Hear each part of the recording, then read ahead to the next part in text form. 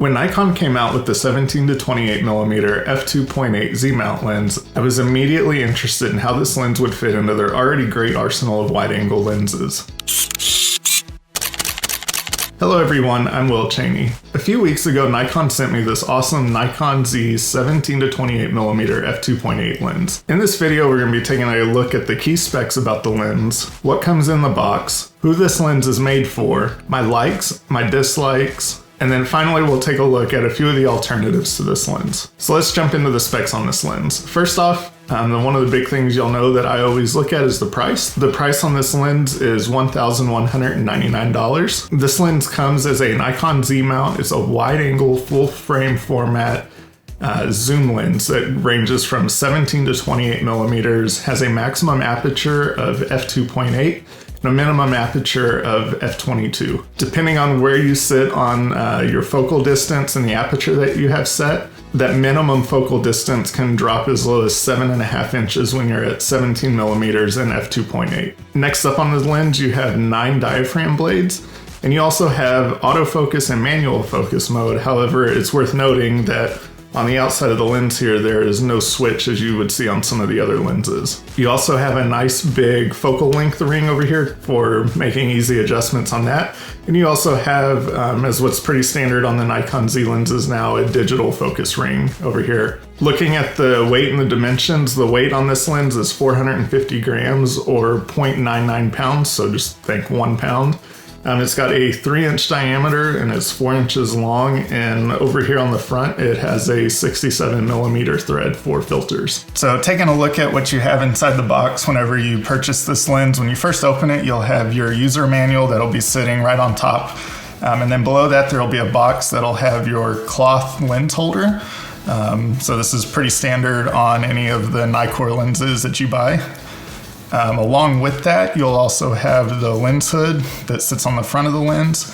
And then of course you'll have your lens down below that, and it'll have its rear cap and its front cap already installed on it. So the next thing that I want to talk about is just who this lens is made for. When you look at Nikon's website, really the big push seems to be towards videographers and cinematographers. And we'll get into that, when I look at the likes on this lens here in a minute. And it's also definitely geared towards landscape and nightscape photography. So with the videographers and cinematographers, you get a lens that's really compact. And when you zoom, it doesn't actually have anything that moves. So the CG, or the center of gravity on the lens, stays the same. There's also very little focus breathing, and it's just a really smooth lens with respects to, creating videos with it. And then from a landscape perspective and nightscapes, you've got a wide-angle lens that's great for shooting those wide, expansive scenes. And that also has f2.8, which is going to help you a lot with astrophotography and any type of shooting that you're doing that involves a low light scenario. So up next, I'll talk about my likes and my dislikes with this lens. And if you stick around to the end, I'll talk about a couple of the alternatives that Nikon makes that are within this range of this lens. But first, if you would, while you're here, please make sure to like and subscribe this video. And if you're interested in trying this lens out to see if it's a good fit for your camera bag, please be sure to check out the affiliate link down below from lensrentals.com. So rolling into what I like about this lens, one of the first things for me that I liked about it was the weight and the size of it. So it comes in about 30% lighter than the Nikon Z 14 to 24 millimeter lens.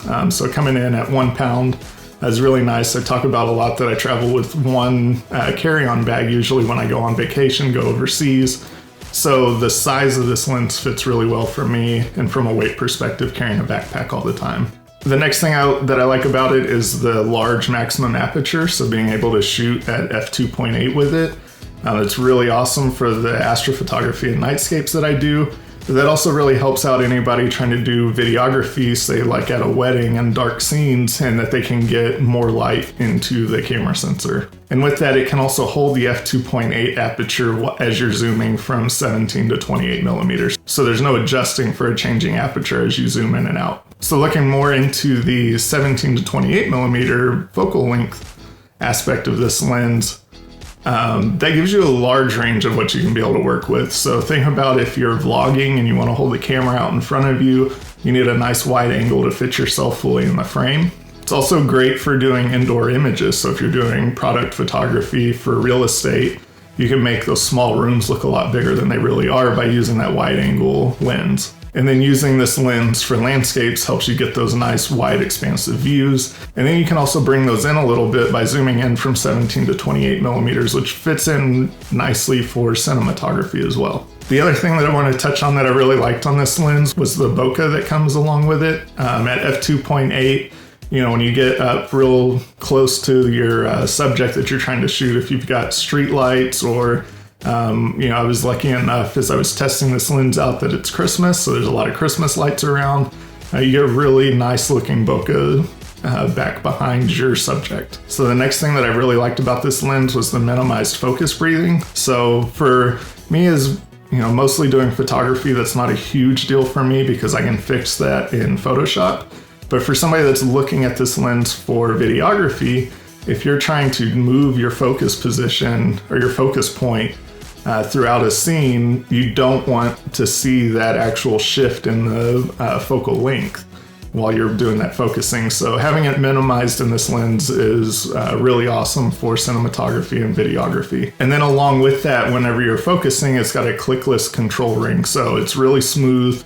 It's just a matter of getting used to the way that digital focus system works. And also that focus ring being clickless, when you're in autofocus mode, it's pretty much silent. So that'll help you out filming anything where you don't hear any of the gears turning in the lens for changing your focus point. And then finally, with regards to focus, I really like that you have this 7.5 inch minimum focal distance when you're at 17 millimeters and f2.8. So you can get up really close to something whenever you're shooting at a wide angle. The last thing that I want to highlight with this lens, just to keep in mind, if you are using it for videography, is that it works really well with a gimbal. And the reason being that I bring that up is because all of the movement for changing focal lengths is internal and is very small. So when you've got your whole camera with your lens set up on the gimbal and you want to adjust your focal length, you're not going to move your CG, and then you're not going to have issues with your gimbal and needing to recalibrate and all of the issues that can come about if you have a larger zoom lens on your gimbal. And because of the 1 pound weight on this lens, like if I want to go put this lens with a Z6 on my DJI Ronin SC, I'm well within the weight limit for that. So that's a nice plus on there too. So moving on to the dislikes, I have to say there's really not that much that I found that I didn't like about the lens. The issue with the digital autofocus system for me has been around on every Nikon Z Mount lens, so it's not something specific to this one. I do still find that whenever I'm trying to get really fine focus on something, that it is a little bit harder. I feel like I prefer a mechanical system better. However, you can make adjustments within the camera to change how sensitive that focus ring is. So it's a little bit of a dislike, but not a huge one. With regards to focusing, I think the bigger dislike that I have about it is that it doesn't have the autofocus and manual focus switch on the lens. The camera doesn't have a problem at all. If you're in autofocus and then you want to turn the ring, it'll still switch over to allowing you to manually focus. However, if you want to go into a true manual focus mode, you actually have to go into the settings in the camera and set it completely to manual focus mode in there. So really that's my one dislike, and pretty much the only dislike that I have about this lens. I was really worried, I think, for this lens that, maybe at the $1,200 price point that it might not be as sharp as any of the 14 to 24, the higher cost lens, but I really couldn't find anything that I didn't like about the lens other than that focus system. So as promised, I figured I would talk a little bit about some of the other Nikon Z Mount lenses that are comparable to this one. If this is the first time that you're looking at a wide angle lens that you want to buy for a Nikon Z series camera, I would definitely take a look at the 14 to 24 millimeter f2.8. It's about double the price, but you do get a little bit wider focal length on it. You do get the same maximum aperture, but the lens is also quite a bit bulkier, both in terms of weight and size. Another one that I would definitely go check out is the 20 millimeter prime lens.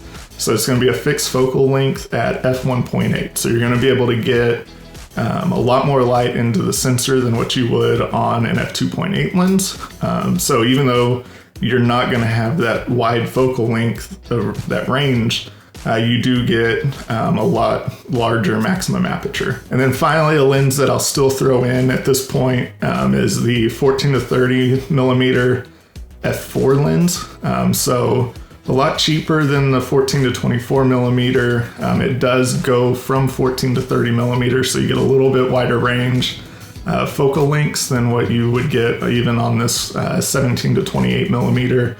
But the big drawback there is that it only goes to a maximum aperture of f4, so you're going to be limited in low light situations with that lens. So the next thing, just real quick, what's to come. This is the first video I'm putting out in a series of videos that are with respect to this 17 to 28 millimeter lens. Be on the lookout for a full astrophotography and nightscape review. I've been working on going out and getting a lot of shots for that, so please be sure to subscribe if you want to make sure that you don't miss those when that video comes out. Wrapping up this video, with respect to the 17 to 28 millimeter, I think it's a really great lens for videographers. I'm on the fence whether I would go with this one or the 14 to 24 millimeter if I was looking for an astrophotography and nightscape lens. But I think landscapes and everything it performs, amazingly at. There are comparable differences between the 14 to 24 and the 17 to 28, which hopefully I'll get around to making a video on the differences between these two lenses as well. So really the 17 to 28, it's great for taking those wide angle shots that I like taking. It's great for the astrophotography. I think it'll be great for videographers and cinematographers. And then at it being roughly half the cost of the 14 to 24 plus lighter and smaller in size, I really think it's a good option for a lot of people to jump in and go with this lens versus some of the other ones out there from Nikon. So let me know down in the comments if you have any questions about the 17 to 28 millimeter lens. I'd really appreciate it if you use my affiliate links down below if you decided to go about purchasing this lens or if you wanted to give it a try from lensrentals.com. And as always, please don't forget to like and subscribe to the video. And with that, thanks for watching, and I'll see you in the next video.